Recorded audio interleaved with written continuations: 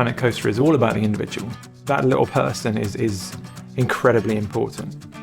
Every little guy has a little bit of money in their pocket, and what you're doing is ultimately designing a very twisted, exciting, terrifying machine which is designed to get the money out of them. They're only there for a very short amount of time, and you want them to leave with far less money than they arrived with, preferably none. But that you want them all to be happy, so more and more people come into the park. The crowd reacts as a group, but they're driven by the individual need and the individual response to things in the park. The basic goal was to have crowds that were more believable. So people far cleverer than me will tell you exactly how this is working.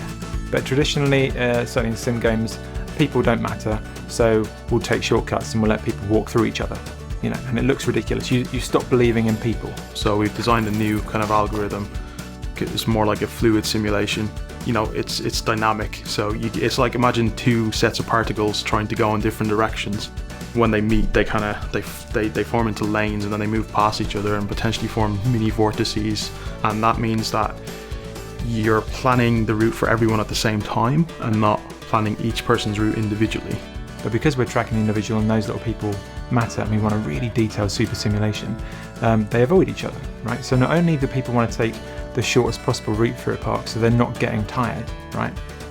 It'll actually look like a real fluid system. To be honest, it started with quite a simple idea, but the more we thought about what that meant for the other areas of the simulation, the more kind of ideas came out of it, and the more sort of depth it seemed to add to the park management gameplay.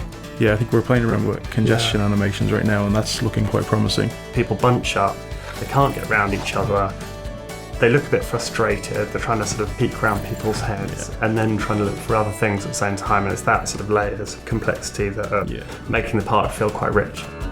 The audio team have had a real challenge on their hands with the crowd system, because you can't hear thousands of guests at one time, and not in any kind of intelligible way, not in a way that you can make sense of. Normally we put a sound on every little thing in the world and it makes a sound and it works really well.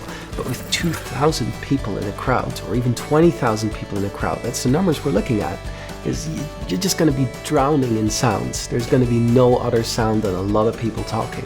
So we're designing these systems that very intelligently look at this large amount of data and pick out exactly those things we want to hear. So with crowds, we're looking at informing that there's something that needs investigation, but not actually trying to get all the little details in there.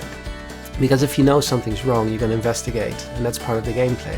So when you place a ride down, there'll be a wave of reaction spilling out amongst your crowd. And in this game, we want to render a larger crowd than we've ever rendered before. We're talking like thousands of people.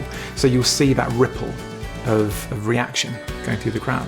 So it can run in real time, and that's the hard part. And then also making it work with our path system, which was being designed as well in that pre-production phase. I'm a great people watcher. All our animators are like that. They observe themselves, they film themselves all the time doing stuff, and seeing that come through into the game, and seeing it being supported by an engine which is not going to cripple their animation when it gets half a mile away, with hundreds of people in camera shot at any one time when you're low, thousands when you're up high. That's extraordinary. So it's hard to pick one thing that excites you when you've got that. It will be the living UI, and that's never really been done before. We built beautiful rides, and you look at them in a viewer and it's just wonderful. The light playing over the surface. As soon as you put the crowd on any one of those seats, suddenly that ride has personality, because they either look terrified because it's a nightmare ride, it's a really intense ride, or they look pleased, and there's little kids being all happy. It's the crowd bring everything you have to life, because they're the reason why you can build it in the first place.